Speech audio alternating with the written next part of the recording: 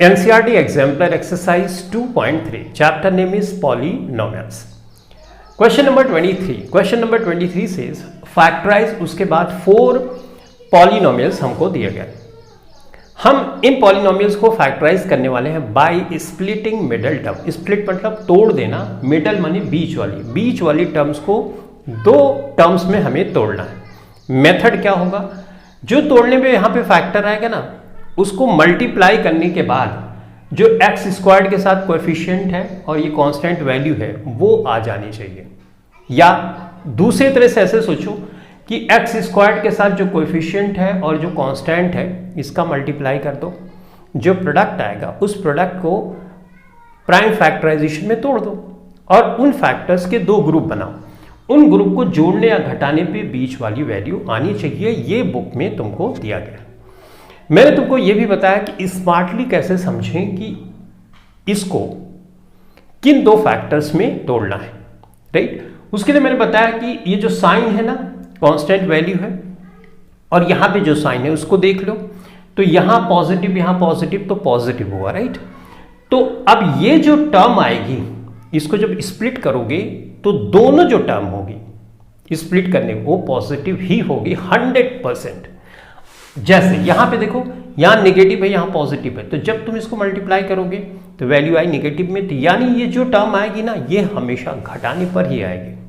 तो इसका मतलब एक वैल्यू इसमें बड़ी होगी 7 से और एक छोटी होगी, तभी तो घटाने पे आएगी, और इसमें दोनों छोटी होगी क्योंकि 2 छोटी छोटी चीजें जोड़ के ये बीच वाली टर्म आएगी, राइट। इन सब चीजों के बारे में थोड़ी सी अंडरस्टैंडिंग अगर तुमको हो जाती है ना तो बहुत बेहतर ढंग से इस टाइप के क्वेश्चंस को तुम कर सकते हो। तो चलो फटाफट से अब हम इसको फैक्टराइज करते हैं। देखो 18 है, यहां पे तो कुछ है ही नहीं, राइट। तो 18 को 2 फैक्टर्स में तुम तोड़ोगे तो तुम ऐसे करोगे 6 और 3, राइट, और फिर से इसको फैक्टराइज अगर करोगे तो 2 3 3, यानी हमारे पास ये फैक्टर्स आ गए। अब इनका ग्रुप बनाना है तो तुम बोलोगे 2 3 6 और ये 3, तो 6 में 3 ऐड कर दोगे तो 9 आ जाएगा, राइट। ये अप्रोच हमारी होती है।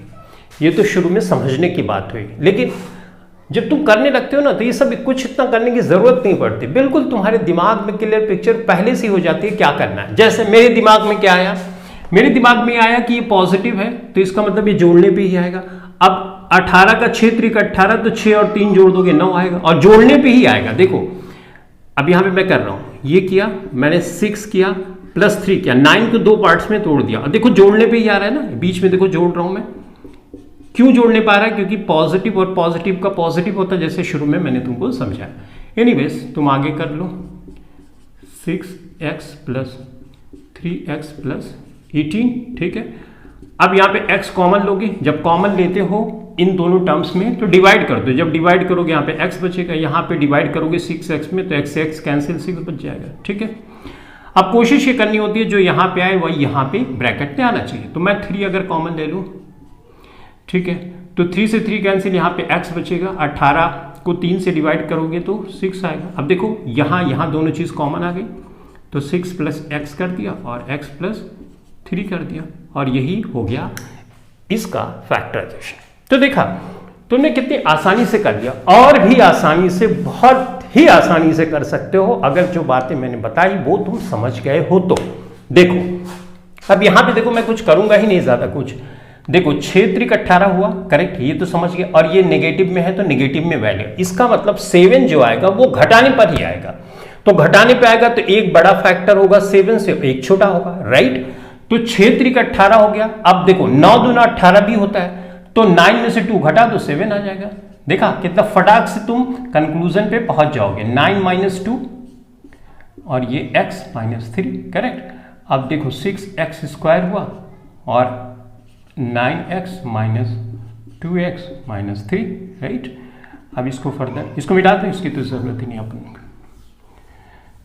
ठीक है, यहां पे पहुंच गए। अब यहां पे अगर तुम 3 कॉमन लोगे, मैं 3 क्यों सोच के ले रहा हूं, क्योंकि यहाँ पे 2 है ना, तो यहाँ पे 2 आएगा तो यहाँ पे बीच में 2 आना चाहिए, तभी तो फैक्टराइजेशन आगे बढ़ेगा।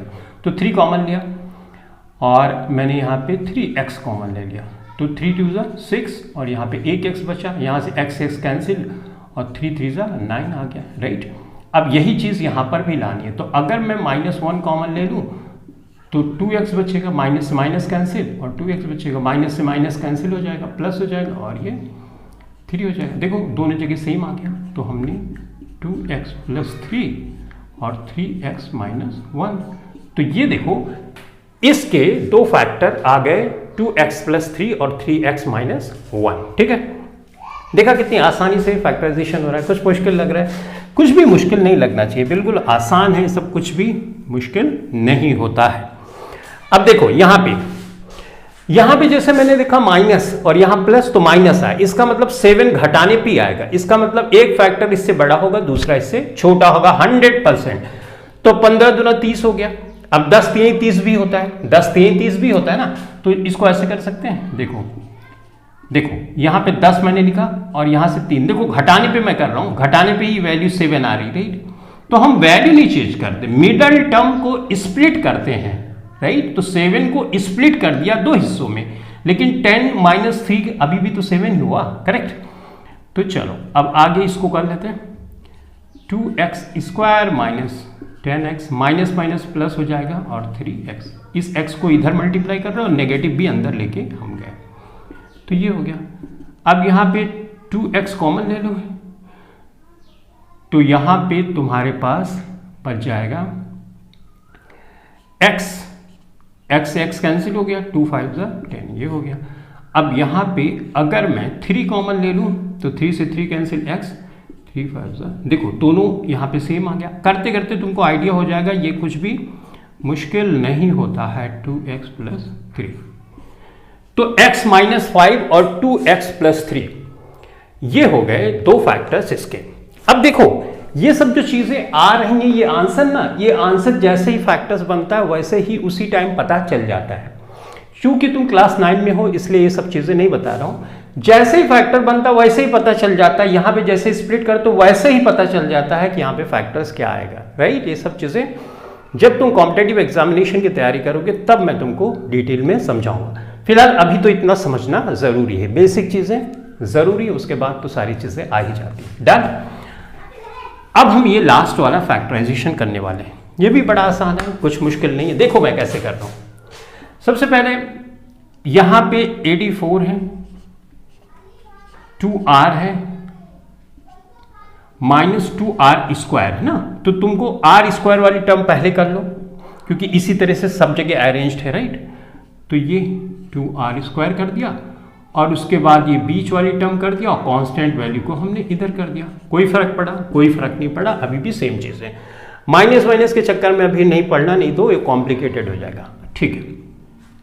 अब तुम यहाँ पे 2 देखो, यहाँ पर भी है, यहाँ पर भी है, यहाँ पे भी, मतलब 2 ऐसी चीज है जो तीनों जगह कॉमन है, तीनों टर्म्स में। तो 2 कॉमन ले लो। कॉमन लेने से क्या होगा, ये थोड़ा सा आसान हो जाएगा, तो फैक्टराइजेशन करना इजी होता है। तो ये हो गया -r², ये हो गया 2 से 2 कैंसिल हो जाएगा, यहाँ पे -r, इसको 2 4 8, 2 2 ये हो गया। अब देखो मैं इसको फैक्टराइज कर रहा हूँ, देखो ये माइनस है, ये प्लस है, तो माइनस में आ गया, राइट। माइनस में आ गया तो इसका मतलब ये घटाने पे आएगा, घटाने पे आएगा तो मतलब एक फैक्टर बड़ा होगा और दूसरा छोटा होगा। 42 थे, 6 7 42, 7 6 42, तो तुमको क्या करना है, यहाँ पे 7 - 6 कर देना है, 6 7 42 हुआ, और ये r कर देना है, और ये 42 कर देना है। डन। अब आगे करते जाओ, ये -r² है, ब्रैकेट ओपन करो, -7r हो जाएगा, ये माइनस माइनस हो जाएगा, +6r हो जाएगा, +42 हो जाएगा, ठीक है। अब ये 2 हमने कर लिया। अब यहाँ पे मैं कॉमन ले रहा हूँ r, तो r मैं कॉमन ले लूँ, -r कॉमन ले लेता हूँ, ठीक है। तो माइनस से माइनस कैंसिल, सिर्फ r बचेगा, माइनस से माइनस कैंसिल हो जाएगा, फिर सिर्फ r से r, तो यहाँ पे कितना +7 हो जाएगा, राइट।